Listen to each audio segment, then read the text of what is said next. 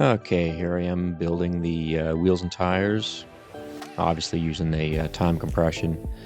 This would have been far too painful to watch at regular speed. Uh, Bad enough with the time compression, really. Uh, Gotta say, though, the time compression can really make you look like you know what you're doing. Don't really think it's helping me out a whole hell of a lot here, though. Okay, I just want to point out that this video is just focusing on the front wheel and tire. The rear wheel and tire, that was an even bigger debacle and another story altogether. I do want to mention the finish on those hubs, though. After being cleaned, of course, they were media blasted, and then I took a rotary tool to them with the little wire wheels. Many wire wheels. I bought a pack of them on off of Amazon, a box of them, and yeah, those things, the bristles fell out of those things pretty quick and easy. So fortunately there was quite a few replacements. Anyway, it's a nice finish. I like it. Of course, I wanted to get these anodized, but it was just not in the budget. So yeah, it's a good thing. I really like how these turned out. Yeah, I also want to point out that this is my first time ever lacing and truing a wheel, just in case it wasn't abundantly obvious from watching this.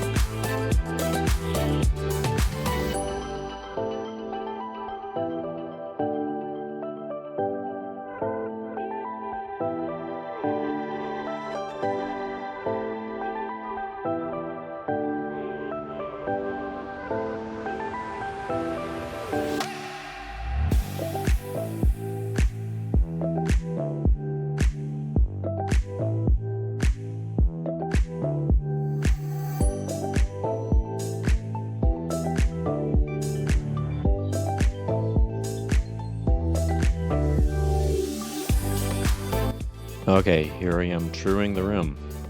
I know this isn't the most professional looking setup, but seems to have worked all right for me. Yeah, I'd almost say this was fun to do.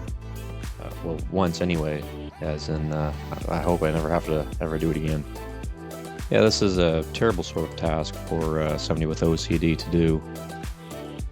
The run-out limit on this would have been plus or minus 2 millimeters, which I thought was a little excessive. So I imposed a limit of plus or minus 1 millimeter on myself. Yeah, I could have been all night fiddling with this thing to get it down to that. In fact, at the end of this section, you'll see me give the thumbs up and end the video. That just meant that I was done for the night. Yeah, I actually wound up revisiting it again the next night and finishing it off properly. If you look at it real closely while it's spinning here, you'll see that it's still pretty wildly off here. So I revisited it again the next night and trued it up properly.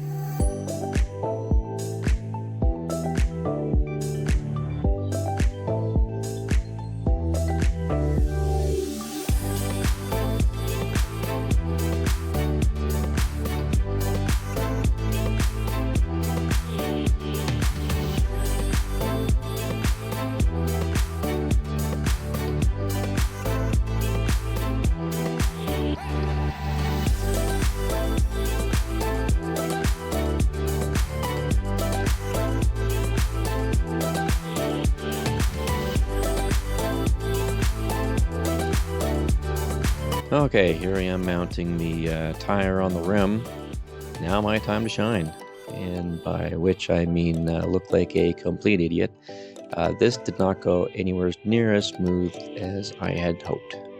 And this is due primarily to 3 reasons.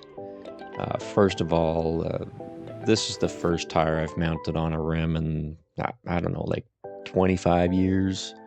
So yeah, I'm a little out of practice. And second of all, I neglected to either buy or build a wheel stand. Kind of regret that, actually. It would have made the job so much easier. I guess I kind of thought that this is probably the last time I'll ever wind up having to do this, so no sense wasting the money buying one or wasting time building one. Not taking into account, of course, the fact that I could have easily sold it after I was done using it. And thirdly, this was a brand new anodized aluminum rim, and I was terrified of scratching it. So yeah, I was going real gentle on it, and it was kind of holding me back.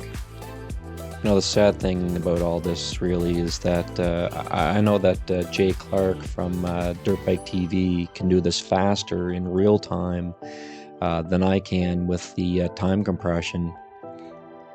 Well, to be honest, he does have an awful lot more experience. I mean, like I said, this is what, like the first one that I've done in, like, you know, quarter century, and he's probably done it like, I don't know, like twice a day, every day for like the last 30 years. So yeah, so he's got a little bit more experience than I do in this area.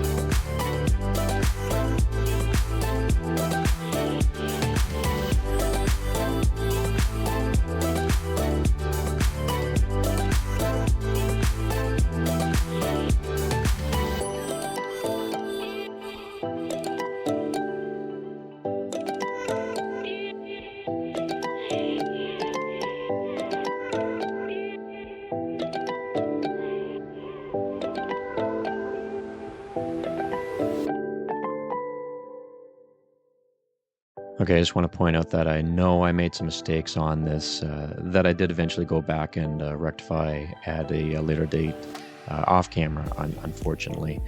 I mean, stuff like not seating the bead properly. I mean, that's pretty basic stuff that I know that I know how to do. But the problem is a lot of these times when I'm doing this stuff, um, it's usually it's late at night, or maybe I've had a long day at work, or both, and I'm just overtired and just not thinking straight. Just don't have the proper mindset going into this. So yeah, some stuff gets slips through the cracks. The good news is there's no time constraint on this project, so I have the benefit of revisiting anything at a later date and going over it with a mental checklist and seeing if I've done everything properly and fixed anything that I haven't.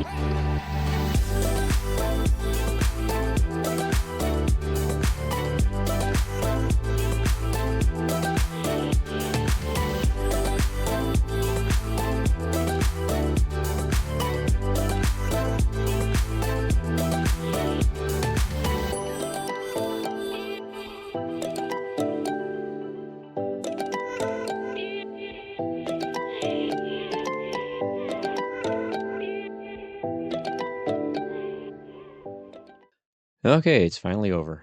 Here's a look at the front and rear rims properly trued and tires properly mounted, along with the brake rotors and the rear sprocket on the rear rim. That's it for now.